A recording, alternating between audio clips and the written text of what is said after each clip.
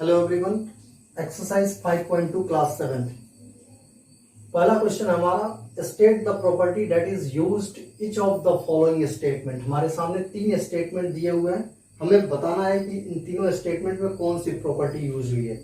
इसका फिगर जो है यहाँ दिया हुआ है, जिसमें क्लियर दिया हुआ है कि ए और बी ये दो लाइंस हैं जो हम क्वेश्चन के अकॉर्डिंग डिसाइड करेंगे कि ये पैरेलल हैं या नॉन पैरेलल हैं, और ये एक ट्रांसवर्सल है और ये एक ट्रांसवर्सल है।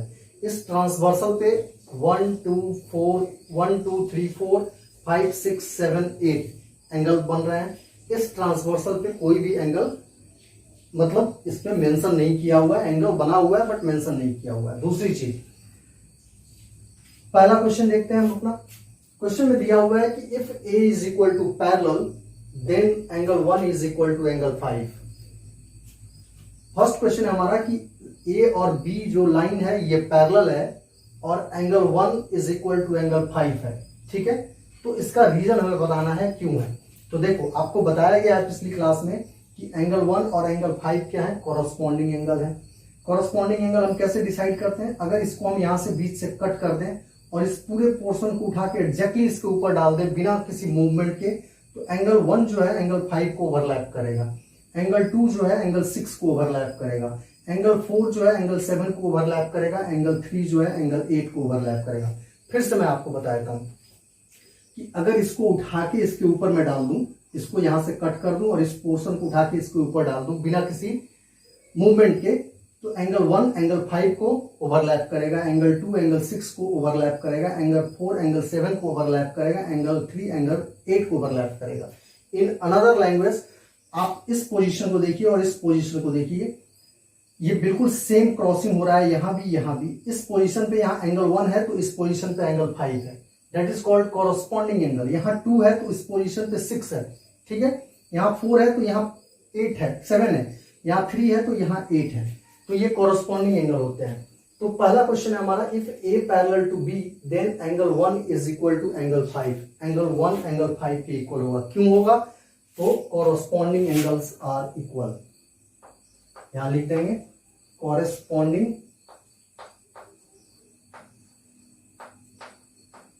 Angle property, angle property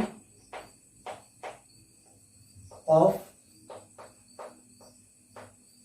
parallel lines.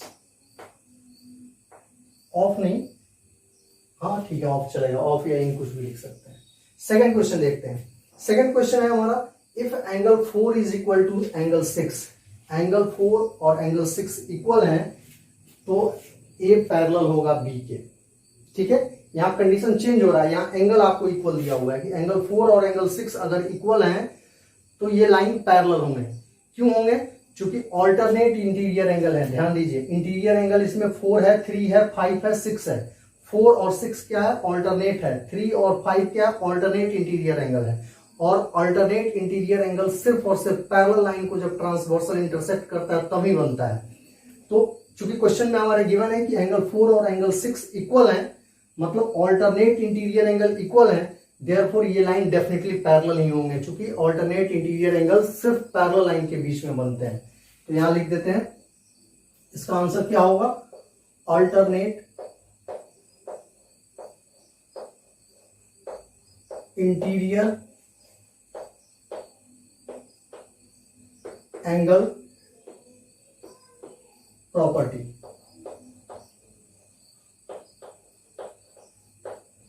ठीक है, और ध्यान रखिएगा ऑल्टरनेट इंटीरियर एंगल सिर्फ और सिर्फ पैरेलल लाइन के बीच में बनते हैं। यहां देखिए, angle 4 plus angle 5 is equal to 180 दिया हुआ है, तो आपसे पूछा जा रहा है कि ए और बी पैरेलल होंगे किस प्रॉपर्टी से। Angle 4 plus angle 5, angle 4 plus angle 5, देखो ये भी इंटीरियर एंगल है, 4 और 5 इंटीरियर एंगल है, बस ये ट्रांसवर्सल के सेम साइड में बन रहे हैं। तो अगर ट्रांसवर्सल के सेम साइड में इंटीरियर एंगल का सम 180 हो तो वो को इंटीरियर एंगल होते हैं और वो सिर्फ पैरेलल लाइन के बीच में ही बनते हैं। तो एंगल 4 प्लस 5 क्या है, 180 है, इसलिए ये लाइन पैरेलल है। क्यों, क्योंकि ये को इंटीरियर एंगल है। तो यहां मैं लिख देता हूं प्रॉपर्टी, ध्यान दीजिएगा कि angles interior angles, interior angles made on same side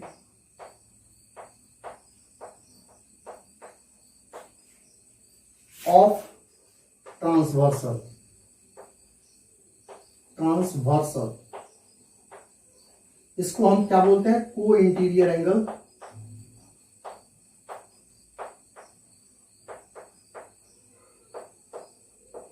ठीक है ना, प्रॉपर्टी।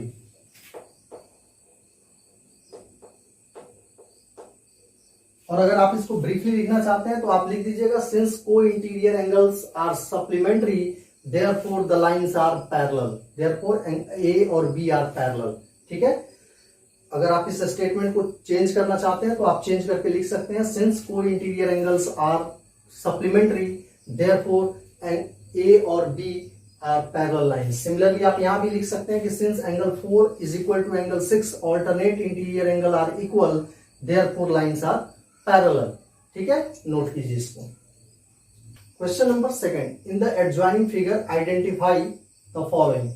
पहला क्वेश्चन है the pair of corresponding angle. तो मैंने अभी पिछले क्वेश्चन में आपको बताया कि जब दो लाइंस पैरेलल है और कोई ट्रांसवर्सल उसको इंटरसेक्ट करता है तो कॉरस्पॉन्डिंग एंगल जो होते हैं वो इक्वल होते हैं। ये एंगल 4 का कॉरस्पॉन्डिंग 8 होगा। जस्ट अगर आप देखें इस यहां इस पोजीशन को देखें और इसको देखें तो जहां पे 4 है इस इंटरसेक्टिंग लाइन में 4 का जो पोजीशन है वही 8 का पोजीशन है, 1 का जो पोजीशन है वही 5 का पोजीशन है, 3 का जो पोजीशन है वही 7 का पोजीशन है, 2 का जो पोजीशन है वही 6 का पोजीशन है। तो ये कॉरस्पॉन्डिंग एंगल होते हैं। तो आपको लिखने हैं पेयर्स ऑफ कॉरस्पॉन्डिंग एंगल। तो पेयर बनाते हैं, एंगल 1 का कॉरस्पॉन्डिंग क्या होगा? 5 होगा। तो एंगल 1 और एंगल 5 ये कॉरस्पॉन्डिंग पेयर हो गए और ये इक्वल होते हैं, ध्यान दीजिएगा। यहां हमें पेयर बताना है इसलिए मैं बीच में इक्वल टू का साइन यूज नहीं कर रहा हूं क्योंकि पेयर बताना है। एंगल 2 का कॉरस्पॉन्डिंग क्या होगा? 6 होगा। तो एंगल 2 एंगल 6। ठीक है, एंगल 3 का कॉरस्पॉन्डिंग क्या होगा? एंगल 7 होगा। एंगल 3 का कॉरस्पॉन्डिंग पेयर एंगल 7 होगा और एंगल 4 का कॉरस्पॉन्डिंग पेयर क्या होगा? 8 होगा। एंगल 4 एंगल 8 ये हो गए कॉरस्पॉन्डिंग एंगल और ये पैरेलल लाइंस में इक्वल होते हैं। मतलब 1 इक्वल टू 5 होता है, 2 इक्वल टू 6 होता है, 3 इक्वल टू 7 होगा, 4 इक्वल टू 8 होगा जब लाइंस पैरेलल होंगे तब। Next, the pair of alternate interior angle. Alternate interior angle, सबसे पहले देखिए ये इंटीरियर एंगल है, अंदर की तरफ है, दोनों पैरेलल लाइन के अंदर में है, 3, 2, 8 और 5। पर आपसे पूछा गया ऑल्टरनेट, तो इसका ऑल्टरनेट ये होगा, मतलब एक को छोड़ के दूसरा। अगर आप इधर से भी देखें तो इसको छोड़ के दूसरा ऑल्टरनेट। 3 और 5 ऑल्टरनेट इंटीरियर एंगल है जो कि इक्वल होते हैं। 2 और 8 ऑल्टरनेट इंटीरियर एंगल है। बट यहाँ पे आपको सिर्फ पेयर बताना है इसलिए आप पेयर में लिखेंगे। तो एंगल 2 का ऑल्टरनेट इंटीरियर एंगल क्या होगा? एंगल 8 होगा। फिगर पे ध्यान दीजिएगा, इस एंगल 2 का ऑल्टरनेट इंटीरियर एंगल एंगल 8 होगा। एंगल 3 का क्या होगा? 5 होगा।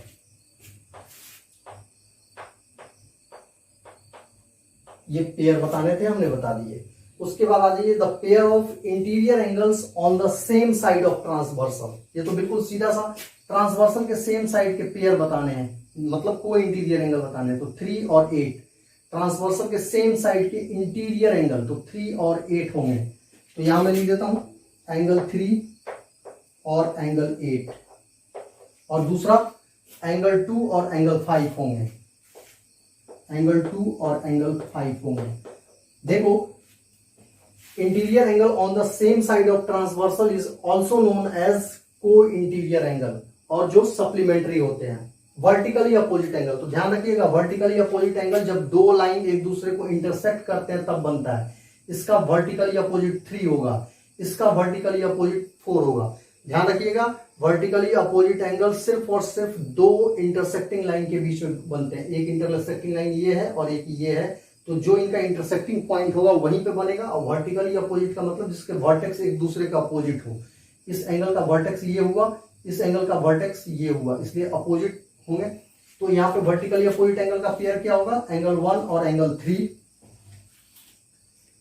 एंगल 1 एंगल 3, और वर्टिकली अपोजिट एंगल भी इक्वल होते हैं, ध्यान दीजिएगा। एंगल 2 का वर्टिकली अपोजिट 4 होगा, एंगल 2 और एंगल 4। उसके बाद आ जाइए यहाँ, एंगल 5 का वर्टिकली अपोजिट एंगल 7 होगा, और एंगल 6 का वर्टिकली अपोजिट एंगल 8 होगा। ये आपको सिर्फ पेयर बताने थे, इसलिए मैंने इसको पेयर में लिखे हैं, ठीक है, नोट कीजिए। Question number 3, in the adjoining figure find the unknown angles. इसमें आपको A B C D E और एफ निकालने हैं। एक एंगल आपको फाइंड आउट दिया हुआ है 125। देखो, जब भी पैरेलल लाइंस का क्वेश्चन आपके सामने आता है इस तरह का, और आपको अननोन एंगल निकालने हैं, तो आप कोई एडजेसेंट, 2 एडजेसेंट एंगल आपको पता होने चाहिए, आप सारे एंगल इजिली निकाल सकते हो। तो देखो, ये 125 है, ये ई है, ये स्ट्रेट लाइन पे बन रहा है, ये स्ट्रेट लाइन पे बन रहा है, तो ये लीनियर पेयर फॉर्म हो रहा है। स्ट्रेट लाइन पे 2 एंगल जब बनते हैं तो उसको लीनियर पेयर बोलते हैं, 2 एडजेसेंट एंगल। या इधर भी देखो, ये स्ट्रेट लाइन है 125, और एफ क्या है, स्ट्रेट लाइन पे बनने वाले 2 एडजेसेंट एंगल हैं, इसलिए ये दोनों लीनियर पेयर होंगे। तो आप किसी एक को निकाल लो, 2 एडजेसेंट एंगल आपको पता होने चाहिए, आप कोई भी एंगल इजिली निकाल सकते हो। तो मैं ई और 125 को लेता हूं। तो यहां ध्यान दीजिएगा, सॉल्यूशन में E plus 125 is equals to what, 180 degree. क्यों? क्योंकि ये लीनियर पेयर फॉर्म हो रहे हैं, स्ट्रेट एंगल पे बन रहे हैं, 2 एडजेसेंट एंगल हैं, इसलिए ये लीनियर पेयर है। तो यहां रीजन जस्टिफाई कर दीजिएगा, लीनियर पेयर, लीनियर पेयर। अब देखो, तो एंगल ई कर देता हूं मैं। Angle E is equal to कितना हो जाएगा, 180 माइनस ये 125 प्लस हो रहा है, अपोजिट शिफ्ट करेंगे तो माइनस हो जाएगा, ये 125 हो जाएगा। देयरफॉर एंगल ई की वैल्यू कितनी हो जाएगी, इसको माइनस कर लीजिए, 55 डिग्री होगी। 180 minus 125 is 55 degree. Angle E हमारा निकल गया, ठीक है। अब देखते हैं एंगल ई निकल गया और क्या निकल सकता है। देखो, एंगल ई का वर्टिकली अपोजिट एंगल एफ है, एंड यू नो कि वर्टिकली अपोजिट एंगल इक्वल होते हैं। तो एंगल ई अगर आपका 55 डिग्री निकला है, तो एफ भी 55 डिग्री होगा। क्यों? क्योंकि ये vertically opposite angle of E है। तो लिखेंगे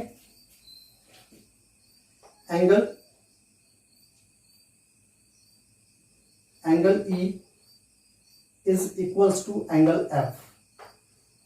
रीजन क्या लिखोगे, since they are vertically opposite angle, they are vertically opposite angles, और वर्टिकली अपोजिट एंगल्स क्या होते हैं, इक्वल होते हैं। देयरफॉर एंगल एफ आपका कितना हो जाएगा, ई के इक्वल 55 डिग्री हो जाएगा। हमारा एंगल ई भी निकल, एफ भी निकल गया, 2 एंगल निकल गए। अब देखते हैं क्या निकलेगा। यहां देखो, 125 है, ये डी है, ध्यान दीजिए, ये लाइन और ये लाइन पैरेलल है, ये 125 है।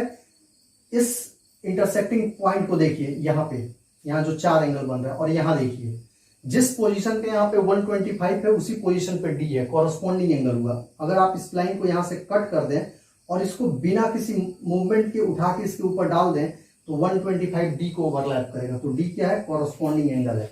तो आप सीधे लिख दीजिए D is equal to 125 degree.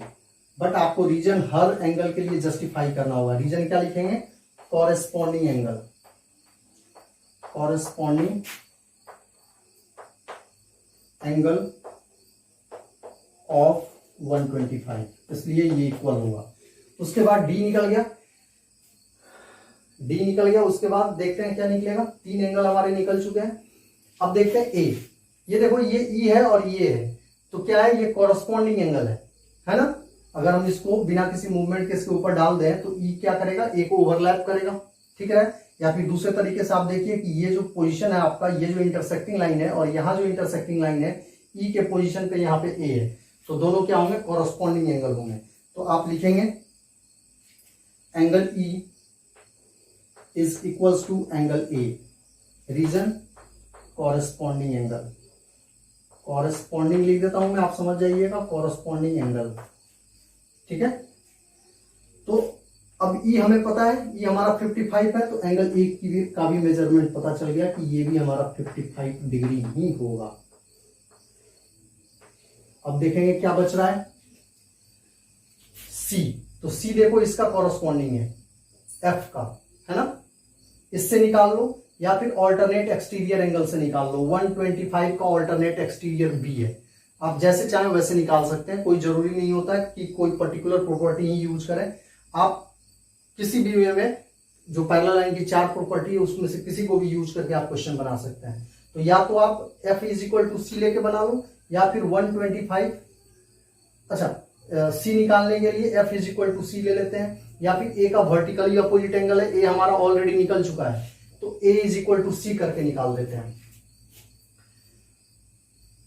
यहां कर लेते हैं angle A is equal to angle C, ध्यान दीजिएगा angle A is equal to angle C, reason यहां लिख दीजिएगा वर्टिकली अपोजिट एंगल्स, और ये इक्वल होते हैं वर्टिकली अपोजिट एंगल। तो एंगल ए का मेजरमेंट हमें पता है 55, तो एंगल सी भी हमारा 55 हो, ये भी निकल गया, सी भी हमारा निकल गया। अब देखते हैं और क्या है, ई निकल गया, एफ निकल गया, डी निकल गया, ए निकल गया, सी निकल गया, बचा बी। बी को भी वर्टिकली अपोजिट से निकाल दो या एक्सटीरियर एंगल प्रॉपर्टी से निकाल दो, यहां निकाल देता हूं, B is equal to 125 degree, ठीक है।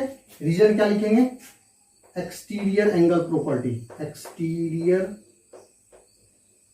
एंगल ऑफ 125 डिग्री, और एक्सटीरियर एंगल भी इक्वल होते हैं पैरेलल लाइंस के अंदर, ठीक है। नोट कीजिए, सारे एंगल हमारे फाइंड आउट हो गए। Question number 4, find the value of X in each of the following if L is parallel to M. देखो ये लाइन और ये लाइन पैरेलल दिया हुआ है, आपसे पूछा गया है कि एक्स की वैल्यू निकालिए, और एक एंगल जो है दिया हुआ है 110। तो आप देखिए कि 110 और एक्स में कोई रिलेशन है, डायरेक्ट रिलेशन कोई नहीं है, कोई एंगल नहीं है, ठीक है ना। तो हम इसको कैसे बनाएंगे, इस 110 को हम यहां लिख सकते हैं, इस पोजीशन पे लिख सकते हैं ना, वर्टिकली अपोजिट एंगल है, लिख सकते हैं। अब देखो, अब ये लाइन पैरेलल है, ये ट्रांसवर्सल है, और ये दोनों इंटीरियर एंगल हैं जो कि ट्रांसवर्सल के सेम साइड में है। तो हम क्या करेंगे, x plus 110 is equal to what, 180 degree, because co interior angle form हो रहे हैं। ट्रांसवर्सल के सेम साइड के इंटीरियर एंगल जो होते हैं वो को इंटीरियर एंगल होते हैं, और को इंटीरियर एंगल क्या होते हैं, सप्लीमेंट्री होते हैं। ध्यान दीजिएगा, मैंने क्या किया, 110 और x का कोई डायरेक्ट रिलेशन नहीं था, हमने इस 110 के बदले में इसके अपोजिट एंगल को वर्टिकली अपोजिट 110 लिख दिया। फिर ये दोनों एंगल इंटीरियर है, ट्रांसवर्सल के सेम साइड में है, देयरफॉर को इंटीरियर एंगल आर सप्लीमेंट्री। यहां पे रीजन लिख देंगे, को interior angles are supplementary,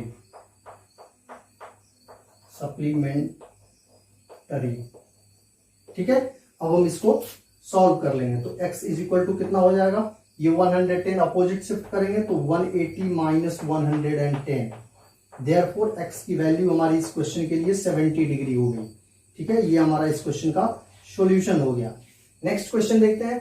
next question में हमारा L is equal to M, L parallel to M, ये लाइन और ये लाइन पैरेलल है, हमें x की वैल्यू निकालनी है। तो देखो 100 और x का कोई रिलेशन है कि नहीं, ये एंगल्स जो है आपको कंफ्यूज करने के लिए दिए हुए हैं, इसका इससे कोई रिलेशन नहीं है। हमें पूछा, हमें पता है कि L और M पैरेलल है, ये दोनों लाइन पैरेलल है, x यहां है जो कि इस ट्रांसवर्सल पे है, तो हम इसको देखेंगे भी नहीं, इसको नहीं देखेंगे, इस ट्रांसवर्सल को हम इग्नोर करेंगे, इस ट्रांसवर्सल से हमारा कोई लेना देना नहीं है, ठीक है ना। अब देखेंगे इस ट्रांसवर्सल पे 100 और x में कोई रिलेशन है कि नहीं। तो आप ध्यान दीजिए, 100 और x जो है दोनों एंगल कॉरस्पॉन्डिंग एंगल है, और कॉरस्पॉन्डिंग एंगल इक्वल होते हैं। तो यहां सीधा सा आपका आंसर हो जाएगा x is equal to 100 degree, y corresponding angles are equal, जो कि आप रीजन जस्टिफाई कर देंगे, corresponding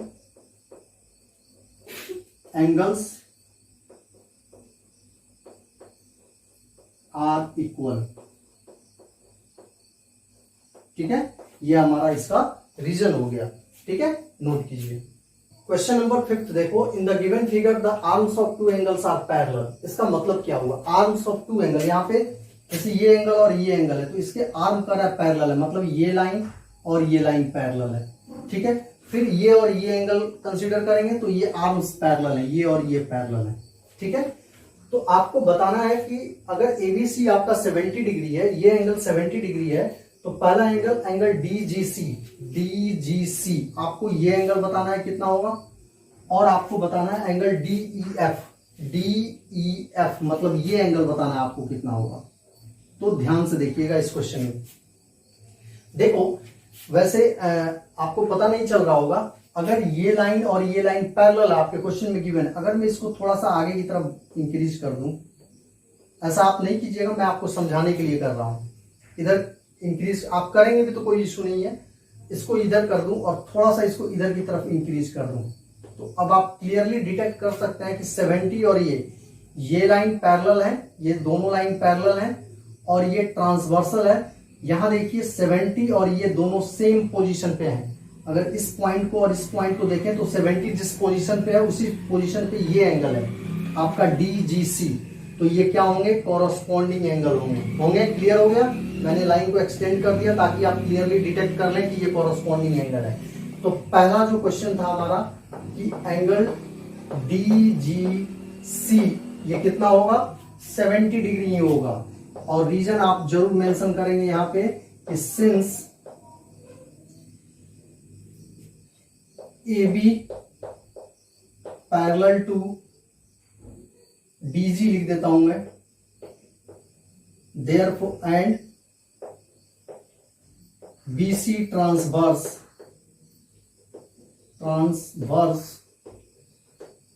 therefore corresponding angles are equal। ठीक है, समझ गए कि डीजीसी और ये 70 ये दोनों एंगल जो हैं, ये एंगल और ये एंगल क्या है, कॉरस्पॉन्डिंग एंगल है। अब आते हैं नेक्स्ट क्वेश्चन में। नेक्स्ट क्वेश्चन में देखिए, ये लाइन और ये लाइन पैरेलल है, अगर इसको भी मैं थोड़ा सा इधर की तरफ इंक्रीज कर दूं और इसको थोड़ा नीचे की तरफ इंक्रीज कर दूं, now you can clearly see that this angle and this angle both are corresponding angle. ठीक है, अगर आप इस पोर्शन को भूल जाइए तो देख लीजिए कि ये दोनों कॉरस्पॉन्डिंग एंगल है, और यही आपको बताना था। क्या बताना था, इस एंगल को बताना था, डीईएफ को बताना था, डीईएफ को। तो सेकंड क्वेश्चन का सॉल्यूशन देखिए। सेकंड क्वेश्चन में आप लिखिएगा कि एंगल डीईएफ मतलब this angle is equal to angle DGC, जो अभी आपने निकाला डीजीसी। क्यों, कॉरेस्पॉन्डिंग एंगल है दोनों।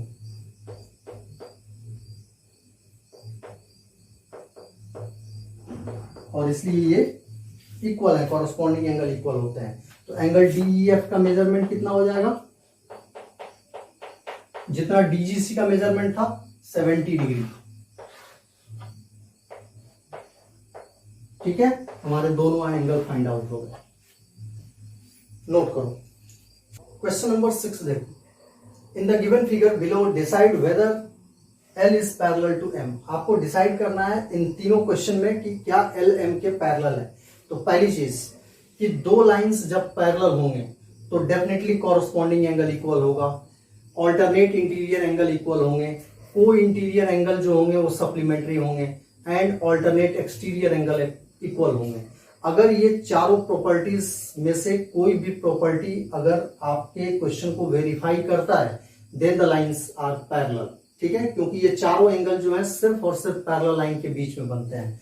तो हम चेक करेंगे, जैसे यहां देखिए, यहाँ पे आपको ट्रांसवर्सल के सेम साइड में दो इंटीरियर एंगल दिखाई दे रहे हैं, तो हम चेक करेंगे कि क्या ये कोई इंटीरियर एंगल है या नहीं है, ये सप्लीमेंट्री है या नहीं। तो पहले हम इसको ऐड करके देखते हैं, 126 + 44, तो ये कितना होगा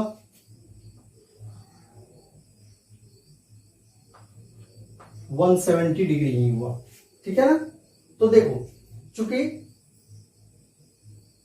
ट्रांसवर्सल के सेम साइड के दोनों इंटीरियर एंगल का सम सिर्फ 170 है, इसलिए ये पैरेलल लाइन नहीं है, क्योंकि पैरेलल लाइन होता तो इन दोनों का सम क्या होता, 180 होता। तो हम यहां रीजन लिखेंगे कि since sum of co interior angles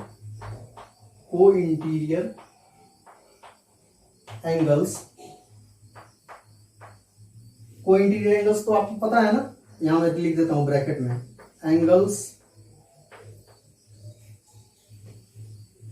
bracket में लिख देता हूं को इंटीरियर एंगल के बारे में कि इंटीरियर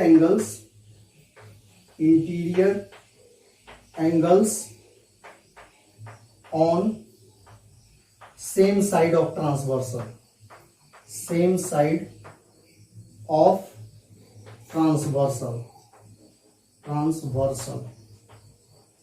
तो यहां रीजन हम क्या लिखेंगे, since co interior angles are not supplementary,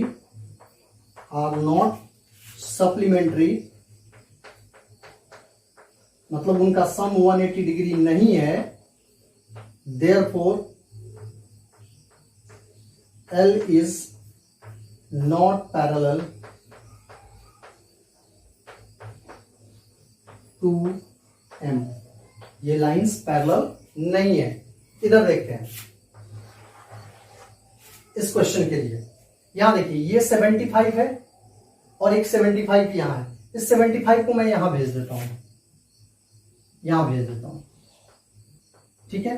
अब देखो ट्रांसवर्सल के सेम साइड में ये दो इंटीरियर एंगल बन रहे हैं, चेक करेंगे ऐड करके कि इनका सम, ये दोनों को इंटीरियर एंगल है ना, ट्रांसवर्सल के सेम साइड में इंटीरियर एंगल बन रहे हैं, तो यहां भी हम यही चेक करेंगे। वैसे तो ये देखने से पता चल रहा है पैरेलल नहीं है, बट आप देख के डिसाइड नहीं करेंगे, आपको दिखाना है कि ये क्यों नहीं है। तो ऐड करो 75 डिग्री प्लस 75 डिग्री, ध्यान दीजिए मैं इस 75 को नहीं ले रहा हूं, ये 75 इसका वर्टिकली अपोजिट करके तब इसको और इसको ले रहा हूं, ये 150 डिग्री होगा, ठीक है ना। फिर ये सप्लीमेंट्री नहीं हुए, इसलिए ये लाइंस पैरेलल नहीं है, लिख देंगे since sum of co interior angles are not supplementary,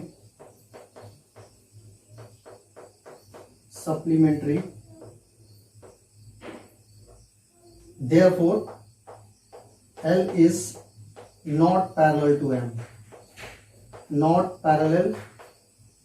to M, ठीक है, ये भी पैरेलल नहीं है। अब इसको देखते हैं, ये 123 है, ये 57 है, इसको यहां लेके मैं आता हूं, इसको यहां मैं 57 लिख सकता हूं ना, ये 57 डिग्री वर्टिकली अपोजिट तो लिख सकता हूं, वर्टिकली अपोजिट तो दो इंटरसेक्टिंग लाइन के बीच में बनता है, इसका पैरेलल लाइन से कोई लेना देना नहीं है, ये 57 यहां आ गया। अब इसको ऐड करके देखो 57 degree plus 123 degree, it is I think 180 degree, add करते हैं, हाँ ठीक है। तो लिखेंगे since co interior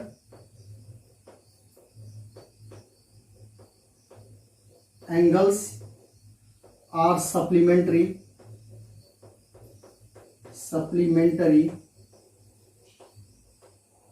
therefore L is parallel to M,